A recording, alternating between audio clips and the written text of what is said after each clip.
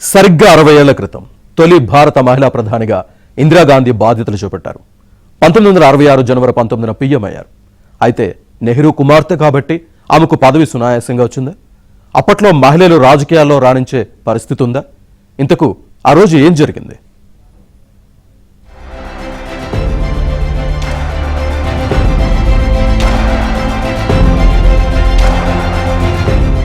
భారతదేశపు కీర్తిని ప్రపంచ నలుమూలలా చాటి చెప్పిన ఉక్కు మహిళ ఇందిరాగాంధీ.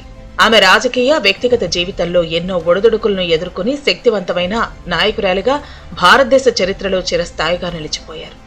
ఒక ఎమర్జెన్సీ చీకటి అధ్యాయం తప్పితే ఆమె దేశానికి చేసిన సేవలు నిరుపమానం. నేటి తరం నేతలకు స్ఫూర్తిదాయకం. 48 ఏళ్ల వయసులోనే భారత ప్రధానిగా 1966 జనవరి 19న కాంగ్రెస్ పార్లమెంటరీ పార్టీ ఆమెను ఎన్నుకుంది.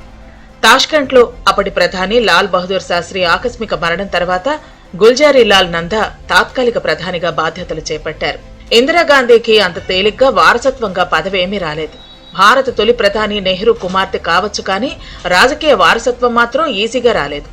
ఆమె లాల్ బహదూర్ శాస్త్రి మంత్రివర్గంలో సమాచార శాఖ మంత్రిగా బాధ్యతలు నిర్వర్తించారు. లాల్ బహదూర్ శాస్త్రి మరణం తర్వాత 11 రాష్ట్రాల సీఎంలు ఆమెకు పీఎం పదవి ఇవ్వాలని కోరారు. అప్పట్లో దేశంలో 16 రాష్ట్రాలే ఉండేవి. దీంతో అప్పటి ప్రధాని నందా తప్పుకున్నారు. కానీ మొరార్జీ దేశాయ్ మాత్రం ప్రధాని పదవి తనకే కావాలన్నారు. దీంతో సాఫీగా జరగాల్సిన అధికార మార్పిడి క్లిష్టంగా మారింది. ప్రధాని పదవికి పోటీ లేకుండా చేయాలని అప్పటి కాంగ్రెస్ యోధుడు కామరాజ్ నాడార్ భావించారు.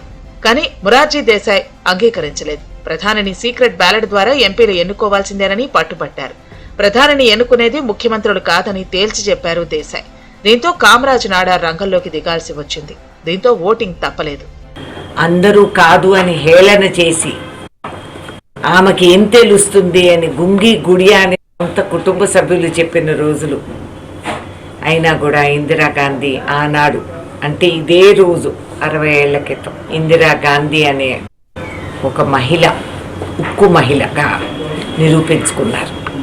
ఎన్నో ఘనతలు. ఇవాళ బంగ్లాదేశ్లో వివిధ రాజకీయ పరిణామాలు జరుగుతున్నాయి, కానీ ఆనాడు నిలబడి పాకిస్తాన్ వెన్నెముకని నడుంకాడ నుంచి వంచి బంగ్లాదేశ్ ఏర్పాటు చేసిన ఇందిరమ్మ, దేశం ఎక్కడా కూడా చేయి చాపి ఎవరిని కూడా అడుక్కోకూడదనే పౌరుషంలో ఆ రోజు పెట్టిన గ్రీన్ రెవల్యూషన్ నేషనలైజ్ చేసి ప్రతి వాడికి కూడా బ్యాంకు చేరగలిగే సత్తా ఉండాలని నిరూపించిన విధానాలు, ఈ విధంగా ఆ రోజు నుంచి కూడా మనం ఏర్పాటు చేసుకున్న పబ్లిక్ సెక్టర్ అండర్టేకింగ్స్, ఇవన్నీ రెవల్యూషనరీగా ఏర్పాటు చేసిన ఇందిరాగాంధీ సమాన హక్కులు అందరికీ కూడా కేటాయించటం, మాకు అందరికీ ఆదర్శ మహిళగా ఆవిడ ఉండటం, ఐ సెల్యూట్ హర్. ప్రధానిగా మొరార్జీ దేశాయ్ పేరును, హనుమంతయ్య ఇందిరాగాంధీ పేరును అప్పటి తాత్కాలిక ప్రధాని గుల్జారీ లాల్ నందా ప్రతిపాదించారు. నీలం సంజీవ్ రెడ్డి ఇందిరను బలపరిచారు. ఎంపీల ఓటింగ్ నిర్వహించారు. ఇందిరకు అనుకూలంగా 355 ఓట్లు, మొరార్జీ దేశాయ్కు 169 ఓట్లు పడ్డాయి. దీంతో ప్రధానిగా ఇందిర ఎన్నికైనట్లు ప్రకటించారు. దీంతో ఆమె రాష్ట్రపతి భవన్ కు వెళ్లి సర్వేపల్లి రాధాకృష్ణన్ను కలిశారు. ప్రభుత్వాన్ని ఏర్పాటు చేస్తున్నట్లు ప్రకటించారు. ఓటమిని అంత తేలిగ్గా అంగీకరించలేదు దేశాయ్. ఎంపీలను ఇందిర వర్గం ముఖ్యమంత్రులు బెదిరించారని రచ్చరచ్చ చేశారు. అయితే ఈ ఆరోపణలను ఇందిర కొట్టిపారేశారు.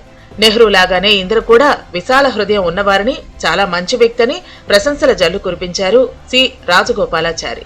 దేశంలో మహిళా సంఘాలన్నీ ఉత్సవాలు చేసుకున్నారు.